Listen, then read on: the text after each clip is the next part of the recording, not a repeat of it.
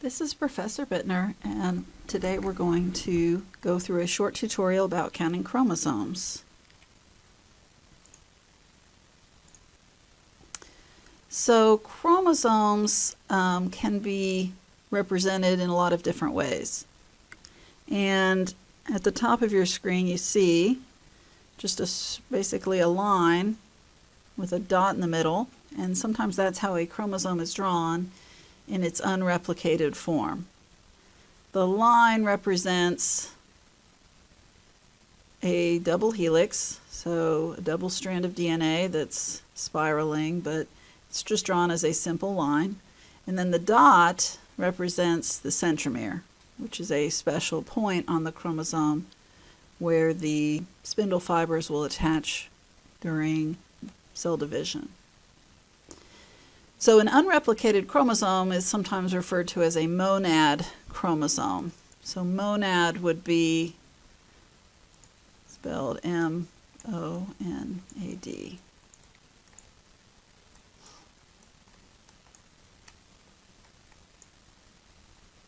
Now below you have a chromosome after replication, so a chromosome in the replicated form.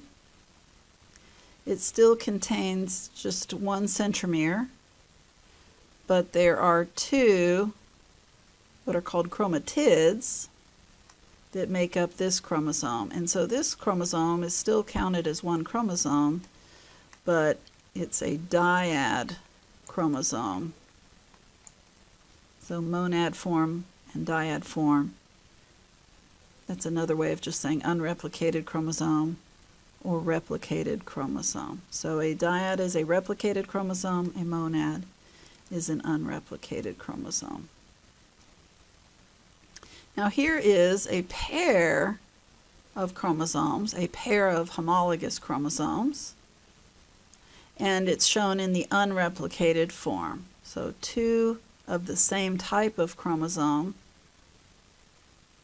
in the unreplicated form, and below is a pair of chromosomes but shown in the replicated form. So for example, the chromosome on the left maybe came originally from your mom, and the chromosome on the right originally came from your dad. But the chromosomes can exist either as monads, and that depends on the phase of the cell cycle, and they can also exist as dyads. So when we use the term a pair of chromosomes, we mean a pair of homologous chromosomes. We never mean a pair of sister chromatids, because a pair of sister chromatids, two sister chromatids make up just one dyad chromosome. So when we say a pair of chromosomes, we mean two separate chromosomes. And so we need to be clear on what we mean by a pair of chromosomes versus a pair of chromatids. And we also need to be clear on what we mean by a set of chromosomes. So the word set might give you a little bit of trouble, but one thing it does not mean is pair. And we'll elaborate on that in a minute. Now when you're counting chromosomes, you always count centromeres. So in this picture, you see a cell that contains 4 chromosomes. And the way I know it's 4 is I count the centromeres. Imagine that dot in the middle of each of these. So 1, 2, 3, 4 chromosomes. So this cell contains 4 chromosomes, and the chromosomes in this picture are shown in the dyad form. All right, so these are dyad chromosomes or replicated chromosomes, and they each count as 1. So that's why I say there's 4 chromosomes.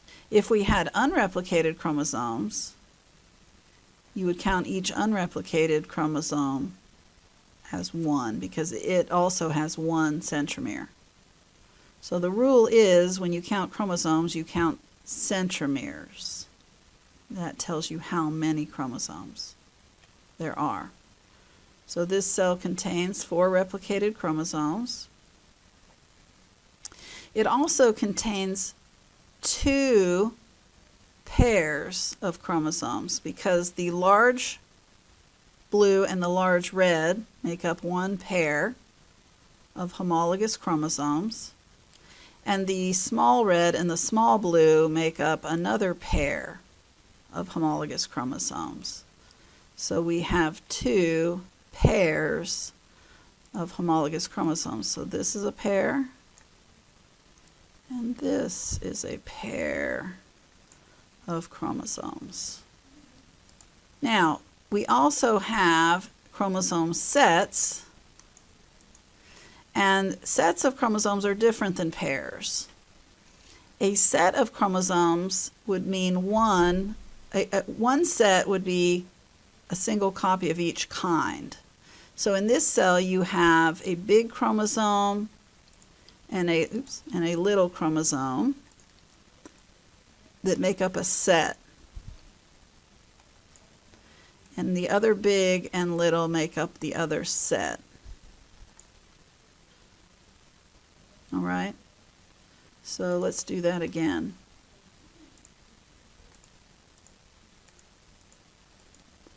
A pair are 2 that are alike. So we have this pair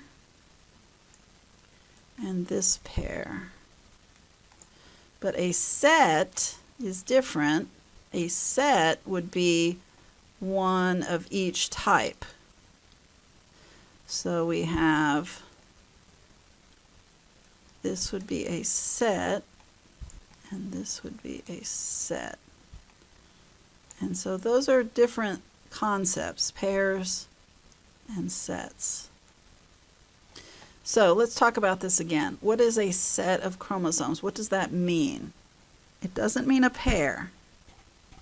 Sometimes I like to use an analogy to trading cards. Now, I'm a child of Star Wars. I grew up in the 80s. So Star Wars was a huge deal, the original Star Wars. And here we had trading cards.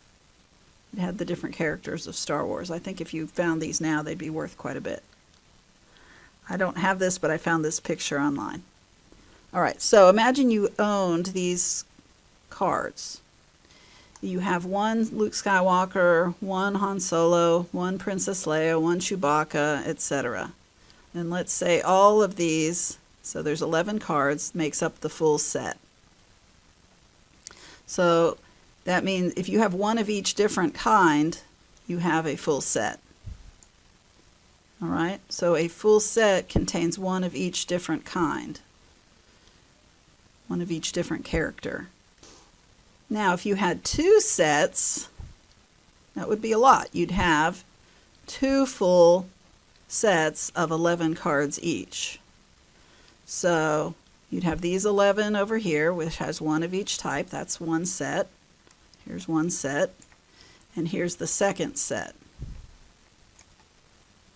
2 sets. Now, what's a pair? Let's go back to that. A pair of chromosomes would just be 2 of the same type. So 2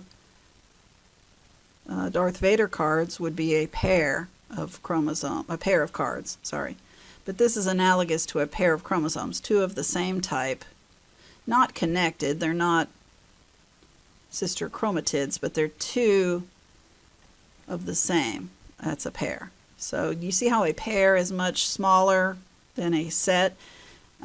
If you had, let's say that you sold, let's say you were on eBay and you sold 2 full sets. You posted on eBay that you had 2 sets of Star Wars cards. Then what the buyer is expecting to get is this, 2 sets. And if you mailed them 2 cards, they'd be pretty mad. Because what you mailed them was a pair, which is 2 cards, not 2 full sets. Okay? So, or if you promised them 1 set and you just sent them a pair, they would still be angry.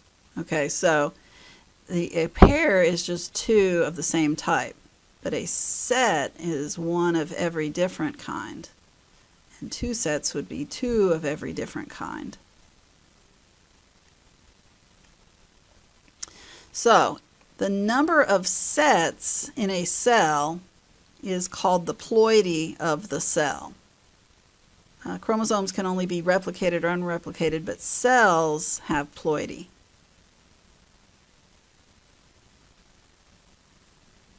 So that's an important concept. So a chromosome cannot be called diploid because a chromosome cannot contain full chromosome sets. How can one chromosome contain a whole set of chromosomes? That doesn't make sense. But a cell can contain full sets of chromosomes. So a cell has ploidy. So if a cell contains two full sets of chromosomes, then the cell is called diploid. So a diploid cell contains two complete sets of chromosomes. In humans, each set of chromosomes is 23 different chromosomes. So like 23 different trading cards. And two sets would be 23 and another 23. So 46 in a single cell would be a diploid cell. And if you had a triploid cell, then that cell could contain three sets of chromosomes, and that's possible. It's not the most common thing in humans. It's not viable for an embryo to be triploid, but in some species it is viable. So you don't want to limit yourself when you're thinking about these things that it has to be a certain way. Most organisms do have diploid cells, but there are organisms that have monoploid cells, cells that only have one set of chromosomes. There are organisms that have triploid or tetraploid cells. So ploidy is a state or a description of how many sets of chromosomes are in the cells of that organism. So here's a drawing of a cell, and I wrote here, this cell contains two sets of chromosomes. Okay, two sets. So typically I'll ask a student, circle one set. So I need my pen. So there's two of these medium-sized chromosomes, two of the large chromosomes, two of the curly chromosomes, and two of these short ones down here. So there's two of each type, and a set is one of each type. So I'm going to circle, if I'm going to circle one set, the easiest way to do that would be to circle that. So that would represent a set. One large, one medium, one curly, and one short and straight, I guess. Now the other set, which is going to be harder to circle, is going to be the other long, the other medium, the other curly, and the other short and straight. There, I circled it. So those are your two sets in this drawing. Now I want to point out that this is two sets of chromosomes. The chromosomes themselves happen to be in a monad form, but whether or not the chromosomes are in the monad form or the dyad form, that doesn't have anything to do with how many sets are in the cell. In fact, on the next slide, this cell still contains two sets of chromosomes. So two medium, two large, two short and straight, and two curly. So this is still just two sets of chromosomes. Here I'm going to circle one set again. And then I'm going to circle the other set, which is a little harder to do. So those are your two sets. But it just so happens that in this picture the chromosomes are shown in the dyad form. But whether the chromosomes are monads or dyads, that doesn't influence how many sets there are. Okay. So then you get to a question that sometimes will be asked. What's the diploid number of this cell? Now, pay attention. This is very important. the term diploid number, what that means is how many chromosomes are in or make up two sets. What's the total number of chromosomes? If you have two sets of chromosomes, how many is that? So think about humans. The diploid number of humans is 46. That means that every diploid cell contains 46 chromosomes. All right? The haploid number would be the number of chromosomes in one set. So in humans, that would be one set. It has 23 chromosomes. But the diploid number means how many chromosomes make up two sets. Now in humans, it's 46, but in this cell, assume this is not human. This could be Drosophila, because Drosophila have this number of chromosomes. So you have two long chromosomes, two medium, two short and straight, and two curly. So how many chromosomes do you have? 8. You have 8 chromosomes. Are there two sets? Yes. I've already circled them for you. I think you can get that. So there's two sets of chromosomes in this cell, and there's 8 chromosomes in this cell. So the diploid number is 8. Simply how many chromosomes are in two sets? 8. Now, what's the diploid number of this cell? Still 8, because there are still two sets of chromosomes and there are still 8 chromosomes. The fact that the chromosomes in this picture are shown as dyads still doesn't change the number of chromosomes. These are just dyad chromosomes, but there's still 8 chromosomes here. So the form of the chromosome, whether it's a monad or a dyad, does not affect the diploid number of the cell. Okay, so here are the way some of these questions will appear to you on lab quizzes, in lecture exams and such, on the homework. It starts off with, what's the diploid number of a species if you observe a cell from that species in metaphase 1 and it has 12 chromosomes? Well, you have to know that metaphase 1 in meiosis, a cell in metaphase 1 is still a diploid cell. And if that cell has 12 chromosomes, then that means there are 12 chromosomes in a diploid cell, and that's the definition of diploid number, so the answer is 12. Okay? So if they give you the number of chromosomes in a diploid cell, then that is the diploid number, because the definition of diploid number is the number of chromosomes in a diploid cell.